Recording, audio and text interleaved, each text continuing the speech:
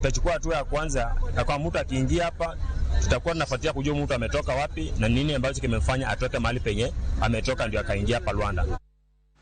Nyakwaram Gajuang udochi makawuono chenro marwa mar ng'ejo thumbewa mano mar ng'e gwengewa terowa nyaka e gwenga Marabuor County ma Kisumu. Rabuor nyinge no chakore nade? Jafombo marwa Millicent Adhiambo kolonwa wachno.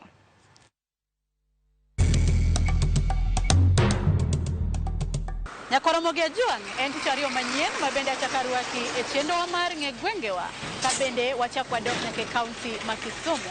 Kuma wan e gweng' ma ong'ere kaka Rabuor ma kiagi Ahero to ikalo centers adek kama oting'o Lela, Korowe, Nyambokana kasi chopo Rabuor. To kiagi Kisumu Nyakwaram Gajuang tibro kalo Nyamasaria Molem, tikalo kamoro ni Buoye, kasi tikalo kamoro ne Alendu, kasi chopo Rabuor. To bende sama in kata nyamburko ni moro ka ikalo kata kibiro Kisumu kata kia Kisumu kidhi Ahero be isepenjori kikalo kamiluongo ni Rabuor ni tang'o mademi jogi tiskae ni Rabuor machiegni.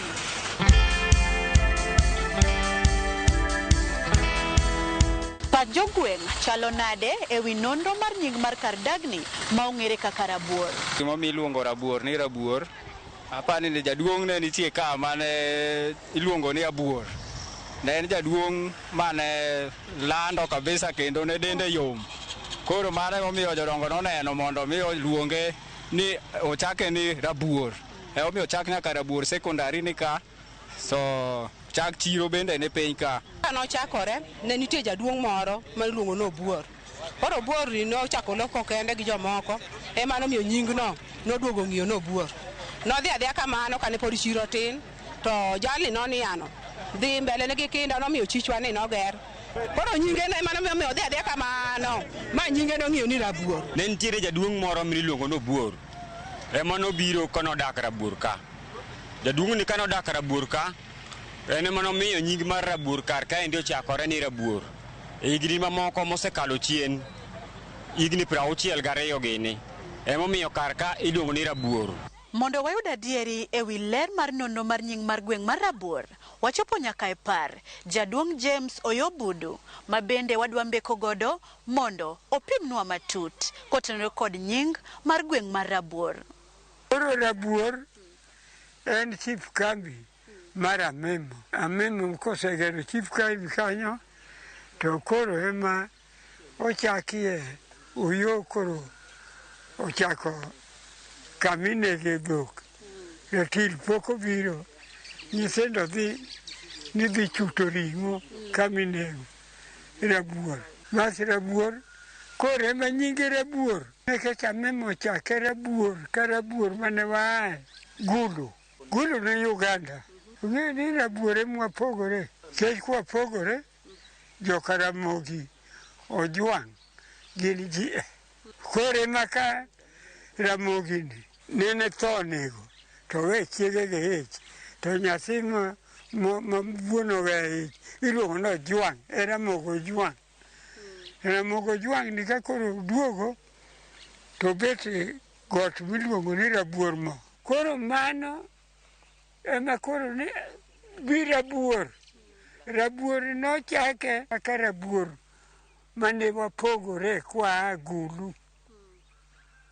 Koro Amemo chake ni Rabuor. Bang' winjo nonro ewi nying mar gweng'ni mar Rabuor, ere kaka kardagni osedongore? Rabuor kochako dongo gi e chiro. Ma chiro kama ne nitiere no, ne nitiere hotel e Rabuor chiro mane iluongo ni Otendo Ogalo. Ogalo Kawaure. Kanye kama ne jodongo ne budhe kama dhe chai kod mandas mar keto mbwa. Ae then oger gimoro kanyo ni kumbni mar dhok. Kumbni mar dhok no en kama nikete piende mag dhok. Eka masin ochako dugo guru kanyo gi jaduong' miluongo ni Alekia. Rabuor landore gi gima ka ng'ato biro e Rabuor ka kata kapono donjo. Wanyalo ng'ise supermarket monyalo dhi to ng'iewe gire moro modwaro to wuok odhi. Ae then wan kod masin mar michele. Mwanyalo ng'iso ng'ato ni masin mar michele ne kata cha kikayo michendi Kabonyo kata kayo michendi loka koni kata yo Ahero tinyalo biro Rabuor tirego michendi gi kanyo kia Kabonyo mok ni wuok dhi Ahero. Sikul Otieno yo ni kanyo. DC bende nitie, ofis DC nitie. Nyaka ka polis nitie maka wacho nitie area waka. To omiwa thuolo mar go simo ne sirikal ma Rabuor. Rabuor omedore kata da ji ng'eny. Chiro be ni piny kanyo ji dhiye, lakini ei malo kar sirikal ka Rabuor omedore molo kaka ne chon. Chon ne en kambi kende mar barasa chief, ka chief orumo to irito nyaka wuok tiche ka ji dhiye barasa. Rabuor ka ong'e kaka kar jo jamni ong'ere kaka jo Kabondo bende waro ka ong'e ni Rabuor chich Kabondo ma Kabondo lore ma kama wantie ni wang'ere malich ni mon Kabondo. Ei kinde ma koro wantie sane ni wasechorore e bwo Rabuor ka nikech nying mane wayudo no. Wachorore ko gohala mwaloko matindo tindo go eko ei chichwa kanyo. E kinde machon cha supermarket nwa winja nyithindwa ne winja supermarket, tinde waneno supermarket. Koro miyo kinde ma kamagi twaneno ni dongruok mar Rabuor osechorore mbele. To kata obedo ni jodak kwano dongruok achiel ariyo adek magisebedo ka gineno e alwora ni, kwayo magin godo to gin mage.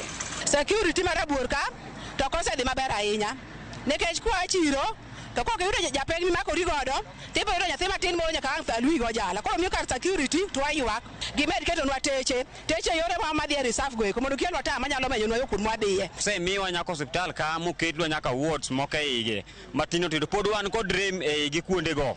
Wadwaro mondo mikelo dakteche modong' nikech enwang'o kaporo ng'ato tuo lake ramo ni nyako dhi mana Rasia, ng'ato tuo ni dwano ng'adne kata mana lim ni nyako dhi mana Kisumu. To wan kar ka endi to wan go hospital ka gibi monego konywa.